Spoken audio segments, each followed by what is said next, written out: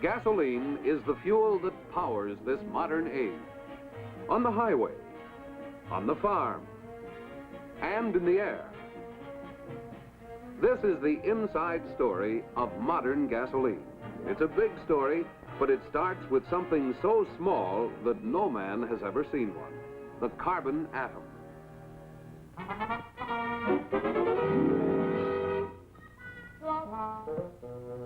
Hello, folks. I'm a carbon atom, and since I'm an essential part of each of the hydrocarbons in crude oil, I'm here to give you the inside dope on gasoline.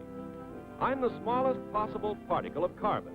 Why, I'm so small, 1,000 billion atoms like me could dance on the head of a pin.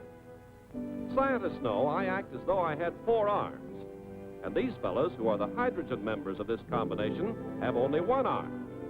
We're going to form a molecule. Watch. I grab hold of hydrogens like this, then another carbon. In doing this, we make a kind of chain. See? When we're together, the combination is a hydrocarbon molecule, one of the many, many different hydrocarbons. For instance, we have formed a typical gasoline molecule. Now I want you to meet some of my relatives who form in the same way but have different patterns. I'm another hydrocarbon, a gas molecule. My size makes me a typical kerosene molecule. I'm one of the fuel oil molecules. A light lubricating oil molecule. That's me. I'm a heavy lubricating oil molecule. All of these carbons and hydrogens make me a residual materials molecule.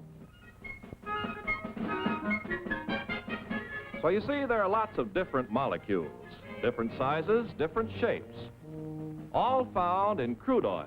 Crude oil is still the best raw material for today's great motor fuels. In modern refineries, science builds gasolines from selected groups of molecules by changing their sizes, shapes, and structures. To do this job calls for great storage tanks.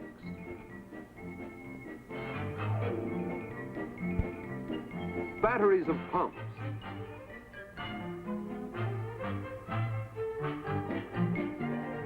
A maze of valves and pipes. Mighty facilities. And an army of experienced, specially trained workers. The first step is to separate the crude oil into the parts that you saw a moment ago. This is done by distillation. You know that when you boil water, the vapors can be condensed. The same principle is used in distilling crude oil.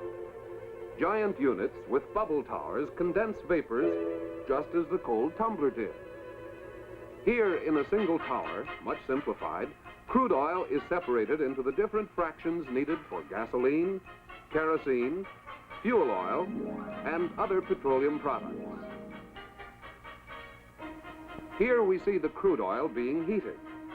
Most of it is vaporized.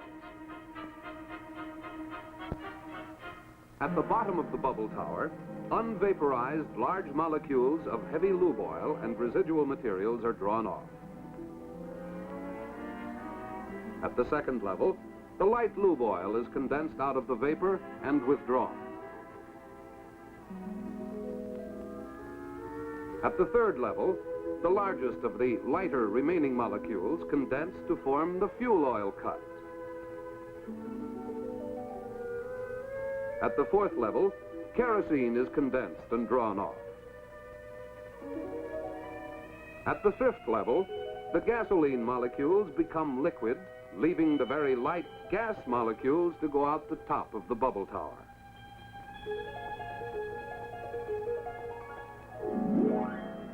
In the average crude oil, only a limited amount of gasoline is present. So let's see what we might get from this simple distillation.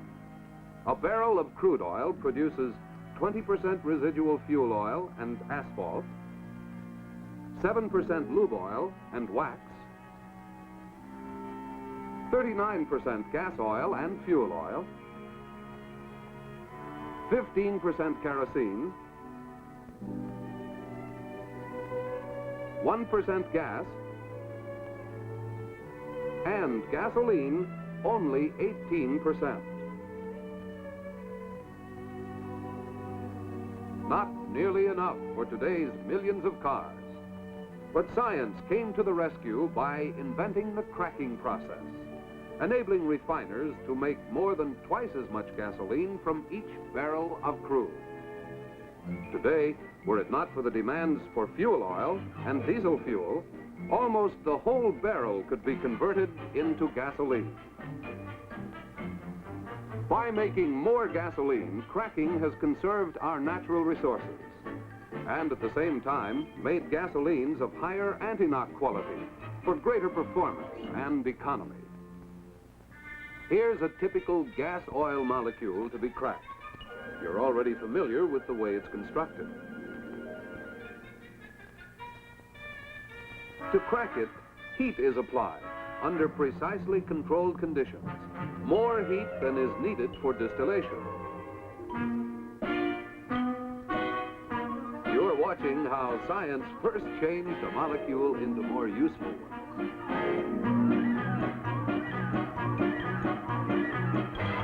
On the left are two gasoline molecules.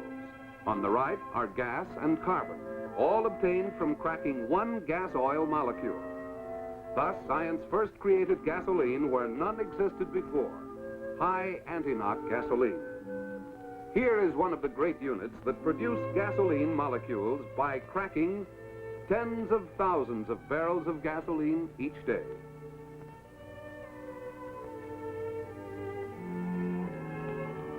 Several other science fashioning processes have since been developed. One is called polymerization. It simply takes similar type molecules that are too small for gasoline, such as these gas molecules, unites them by the polymerization process to form a larger molecule, a gasoline molecule of exceptionally high anti-knock value. Thus, science again fashions for us more and better products. By a somewhat different process, this alkylation unit joins together two very small molecules to make another high-octane gasoline component. And this reforming unit takes low-grade gasoline found in crude oil and changes it to high-grade gasoline. In many of these processes, and in the latest cracking process, the science fashioning is accomplished by a catalyst, a material that promotes reactions of other substances. The most modern cracking process uses a catalyst in the form of a fine powder that will flow like a fluid. Here is what happens inside a fluid catalytic cracker. Gas oil is heated. It is joined by the hot, finely powdered catalyst, shown here as little white grains. The hot oil and the still hotter catalyst then move together through pipes up into a chamber called the reactor and are tumbled about. Here, the heavy oil molecules are cracked by catalytic action to produce gasoline molecules. These move out at the top. As the catalyst becomes covered with coke, it becomes less active and is drawn off at the bottom. Air blows it through a pipe to the regenerator where the coke is burned off. This reheats the catalyst, which again joins the flow of incoming oil. Here's the entire operation, showing the complete cycle. Notice that the same catalyst is used over and over in this modern method of gasoline manufacture. It takes a complicated unit to do the job. Every 2 minutes, a whole carload of catalyst passes through the lines. 16 stories high, each of these big cat crackers can produce enough gasoline in one day to last the average motorist 1,000 years. Contrast the modern unit you've just seen with this historic Burton cracking still at Whiting, Indiana. the first successful commercial cracking unit. Though the amount of oil in today's catalytic cracking units is actually less than in the old Burton units, the catalyst cracks the gas oil more than 7,000 times faster and so permits much greater throughput. It is one more demonstration of serving through science. The average driver may not know a cat cracker from a firecracker, but he wants top performance when he starts the engine. The right volatility allows the engine to warm up without coughing or sputtering. But starting and warm-up are not the whole story. In all seasons, the driver wants quick acceleration and a lot of other things. He wants full power on the highway. He wants long mileage and economy. And all of these things call for a scientific balance of gasoline components. You know how easy it is to ignite gas, which is made up of small molecules. Here's a mixture of liquid hydrocarbons so light and volatile that the heat of a hand will make it boil.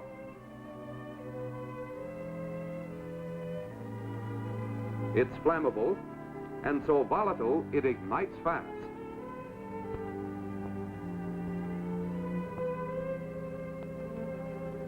Now, here are some of the heavier, less volatile hydrocarbons. The lighted taper does not ignite them. Yet, when vaporized and burned in an engine, they pack a lot of power and give mileage. To make a gasoline blend that will have a proper combination of volatility characteristics, first we put in the very light hydrocarbons for quick starting. The next heavier ones have rapid warm-up. Then some that give instant live power acceleration.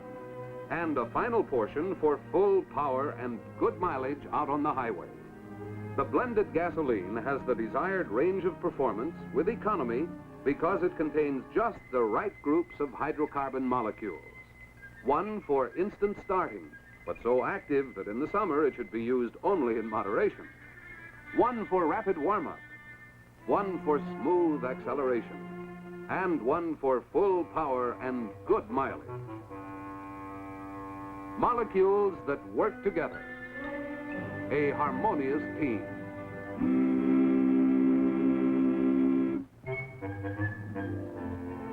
In the engine laboratory, by means of a glass intake manifold, you can actually see one of the volatility differences between fuels.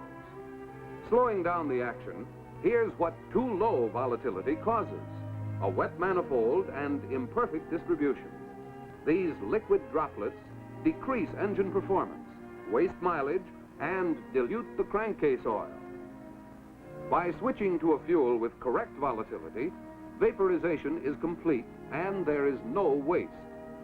Building trouble-free performance starts in the laboratory, but it doesn't stop there. Fuels are tested under all kinds of road conditions, in all types of engines, and under all the different seasonal and climatic conditions. This means city driving. It also means rolling out into the country, driving at moderate temperatures, and in hot weather, and in extremely cold weather. Seasonal variations and the climates of different regions must be taken into account. Volatility is adjusted to suit the season and the region in which the gasolines will be used. A distillation test measures the volatility of motor gasoline.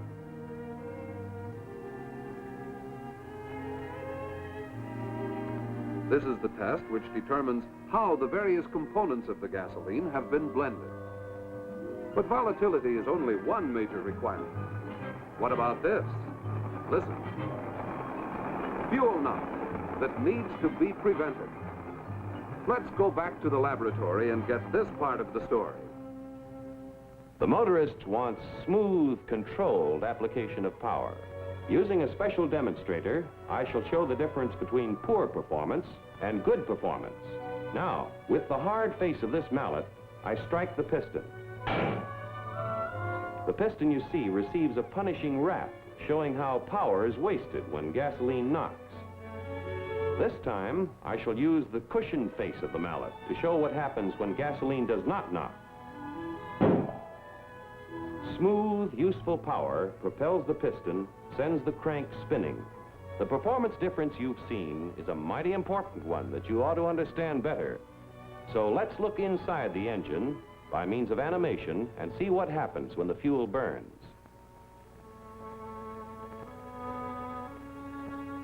These gasoline molecules have not been improved on or controlled by science. They are untamed and unruly.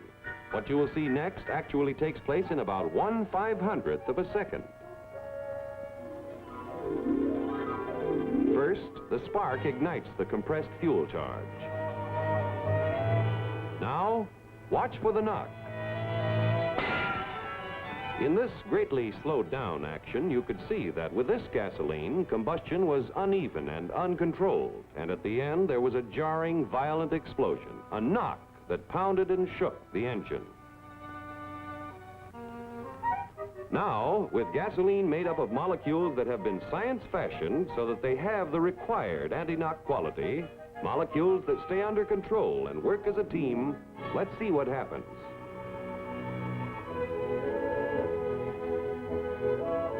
Note in this case that the combustion is more uniform, and there is no knock. The big difference, as you could see, is that with gasoline of the required anti-knock quality, there is no knock. Combustion is smooth and even and completely under control. In the modern high-compression engine, modern gasoline gives the greater performance required today. The car accelerates more rapidly, climbs hills faster, travels more miles per gallon. In addition to fashioning the molecules to prevent fuel knock, refineries usually add minute quantities of tetraethyl lead to help accomplish the same purpose. This model shows how just the right amount of fluid containing tetraethyl lead and dye is added to the gasoline.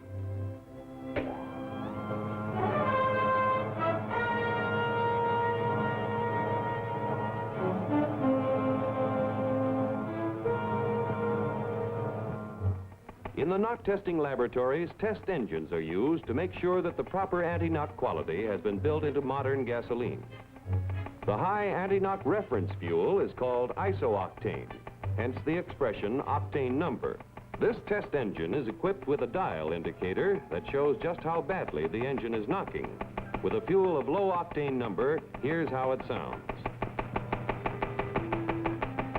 Switching to a high octane number fuel, the knocking diminishes and finally fades out completely.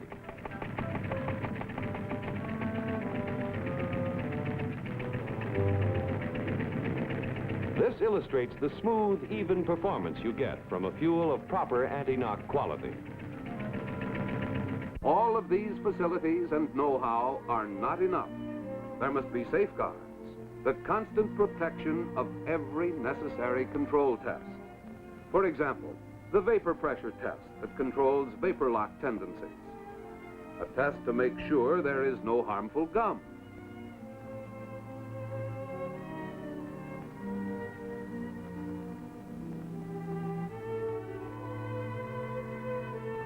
Another to make sure that today's fine gasolines will not deteriorate in storage. A test that guards against corrosive impurities.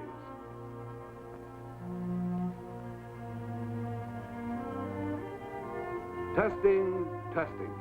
Behind the top performance of today's fuels are more than 1,500 daily control tests.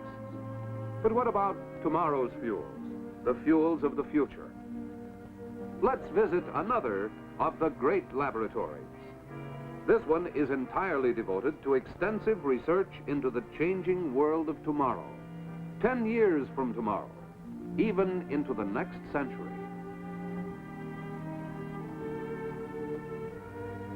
Here are some of the country's most capable scientists, and hundreds of men like these are also working on more and better products. Cooperative work with the automobile industry guarantees that exactly the right gasoline will be available for each new engine as it comes on the market. Engine design changes are studied. Perhaps more critical fuel requirements and new operating problems are found. The progressive gasoline refiner may discover a need to change his basic fuel components or provide new ones in order to meet the new requirements. He may also discover a need to employ special additives. Such additives, expertly blended in, are capable of doing some things that gasoline alone cannot do. They already are contributing importantly to the building of today's fine fuels. Similar new developments may contribute much more in the future. It takes all this and more to build today's great motor fuels, while steadily developing the power and the performance for tomorrow's engines. One of the latest achievements in gasoline science fashioning is catalytic reforming. It uses a platinum-containing catalyst. Step by step, unit by unit, the art of science fashioning is advanced, continuing progress that has become a tradition in the industry.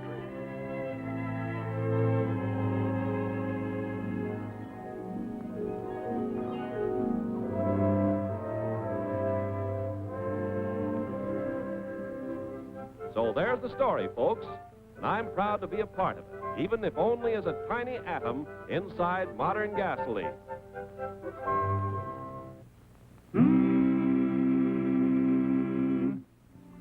Now you know something of the great story behind the gasoline you use, whether it's delivered to you on a farm or on the driveway of a service station. Another fine example of serving through science.